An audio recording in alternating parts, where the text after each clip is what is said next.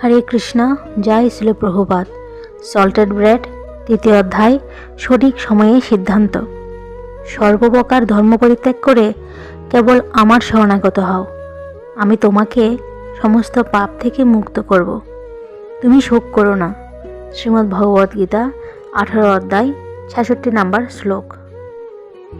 আমি জানি না সেটি কি ছিল, তবে এটি বুঝতে পারছিলাম যে আমার মধ্যে সত্যি একটি পরিবর্তন ঘটেছে।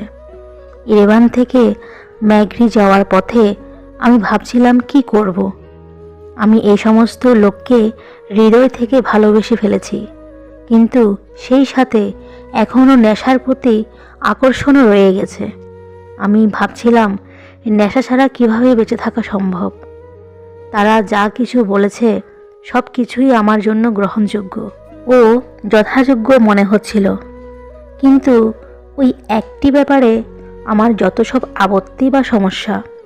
যখনই আমি ছিল প্রভুপাদের গ্রন্থ অধ্যয়ন করি, তখনই মনে হতো কৃষ্ণ আমাকে কথাগুলো বলছিলেন এবং একটার পর একটা আমার প্রশ্নগুলোর উত্তর দিচ্ছিলেন।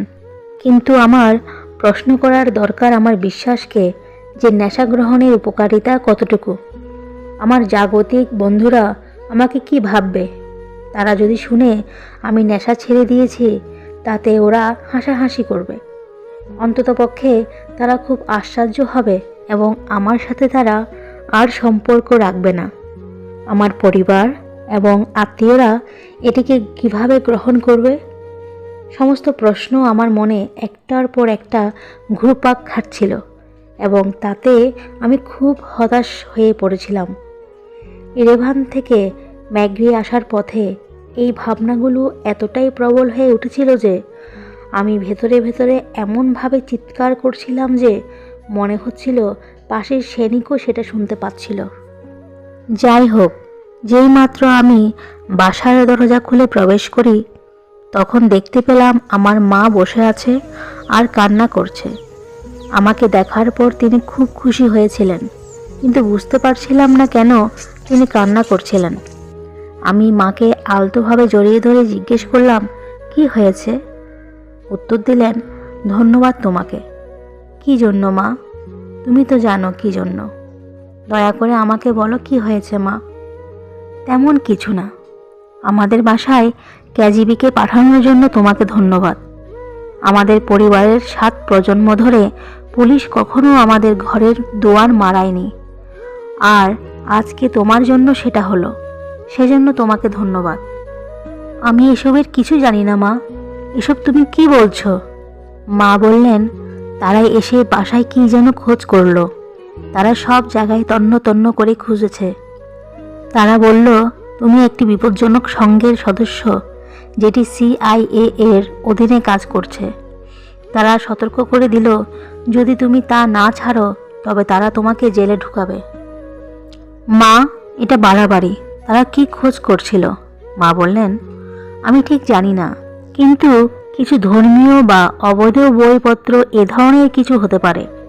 মা, আমার রুম থেকে কি তারা কিছু নিয়েছে? মা বললেন, হ্যাঁ, কিছু ছবি এবং যোগ সম্বন্ধীয় গ্রন্থ যেগুলো তুমি কিনেছিলে। আমি বললাম, আমি কিছু বুঝতে পারছি না, তুমি এবং ওরা কি সব বলছো। আমার সাথে কিছু লোকের সাক্ষাৎ হয়েছে যারা সত্যিই খুব ভালো। সারাদিন তারা ঈশ্বরের আরাধনা করে এবং সুন্দর প্রার্থনামূলক গান গায়। তারা কোনো মাংস খায় না, এমনকি একটা পিঁপড়ারও ক্ষতি করে না। মা বললেন, সৈনিক তোমাকে এ সমস্ত লোকের কাছে নিয়ে গেছে, আর তার জন্যই ক্যাজিবি আজ আমাদের বাসায় এসে আমাদেরকে হয়রানি করে গেল।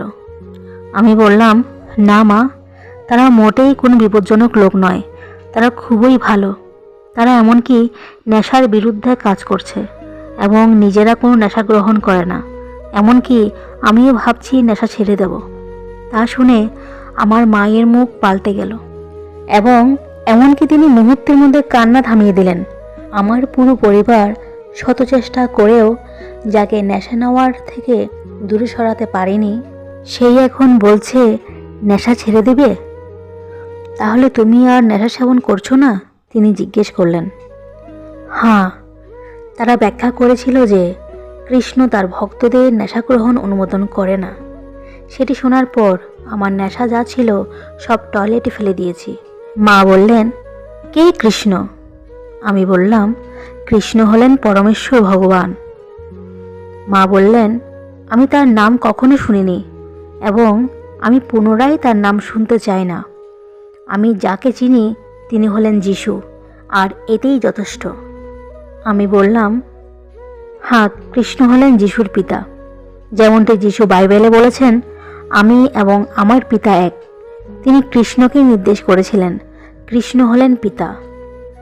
গত দুদিন আমি যা শিখেছি তা আলোচনা করতে ঘন্টার পর ঘন্টা চলে গেল। পরে আমার বাবা এবং ভাই ও ভাইয়ের স্ত্রী আসলে তাদেরকে আবার পুনরায় কৃষ্ণ দর্শন সম্পর্কে বলতে হলো। এভাবে এক পর্যায়ে শেষ করলাম। শেষ করার পর দেখলাম কেউ এর পরও খুশি ছিল না এবং আমি নিশ্চিত ছিলাম যে আমি আর তাদের ঘরে থাকছি না, যেখানে দিনের পর দিন শুধু দুঃখ দুর্দশাই দেখে এসেছি। কিন্তু অপরদিকে আমি জানি না কি করব, কেননা তাদেরকেও ছেড়ে যেতে চাই না আমি। সর্বোপরি আমি সত্যি আমার পরিবারকে ভালোবাসতাম এবং তাদেরকে ভালো ধার্মিক লোক হিসেবে বিবেচনা করতাম। উদাহরণস্বরূপ, আমি আমার বাবাকে কখনো ধূমপান করতে দেখিনি, যদিও তারা ভগবানকে ঠিক ততটা বিশ্বাস করতো না, কিংবা অন্ততপক্ষে আমার সামনে তারা ভগবান বিষয়ে কোনো আলোচনা কখনো করতো না। তবুও তারা সাধারণ দৃষ্টিতে খুবই ধার্মিক ব্যক্তি। প্রতিদিন সেনিক আমাকে বলতো, প্রায় সমস্ত ভক্তরা তাদের পরিবারের সদস্যদের সঙ্গে এ ধরনের সমস্যায় পড়ে। তাই এটি খুব সাধারণ একটি ব্যাপার যে তুমি যা বলছো বা করছো তারা তা বুঝতে সক্ষম হচ্ছে না। আমি বুঝতে পারলাম সেনিক আমার মনকে যথাযথভাবেই পড়ে নিয়েছে। আমি আর একটি শব্দ বের করতে পারলাম না। আমার কান্না পাচ্ছিল। আমার শুধু নিজেকে মনে হচ্ছিল জল ছাড়া মাছের মতো। তাদেরকে ছেড়ে আসার পর এই অনুভূতি হচ্ছিল। আমার কাঁধে হাত রেখে সেনিক বলল, চিন্তা করো না, একদিন আমি নিশ্চিত তুমি যাবে এবং ভক্তদের সঙ্গে চিরদিনের জন্য থাকবে। শুধুমাত্র মালায় হরে কৃষ্ণ মহামন্ত্র যত বেশি পারো জপ করো। কৃষ্ণ তোমাকে অবশ্যই সাহায্য করবেন সঠিক পথটি খুঁজে পেতে। আমি আরও কিছু সপ্তাহ অপেক্ষা করছিলাম আমার সবথেকে কাছের বন্ধু স্যাকোর জন্য, যে কিনা সেনাবাহিনীতে চাকুরি করত। সে আসলে তার সাথে এই বিষয়ে আলোচনা করব। কমলমালা বলছিল, যে সমস্ত পাত্রে পূর্বে মাংস রান্না করা হয়েছিল সে সমস্ত পাত্রে রান্না করা খাবার খাওয়া উচিত নয়। তাই আমি নতুন পাত্রে রান্না করতে শুরু করলাম। এর জন্য আমার মা বাবার সাথে নতুন করে সমস্যার সৃষ্টি হচ্ছিল। সব কিছু তাদের কাছে অদ্ভুত মনে হচ্ছিল এবং এর জন্য তারা অখুশি ছিলেন।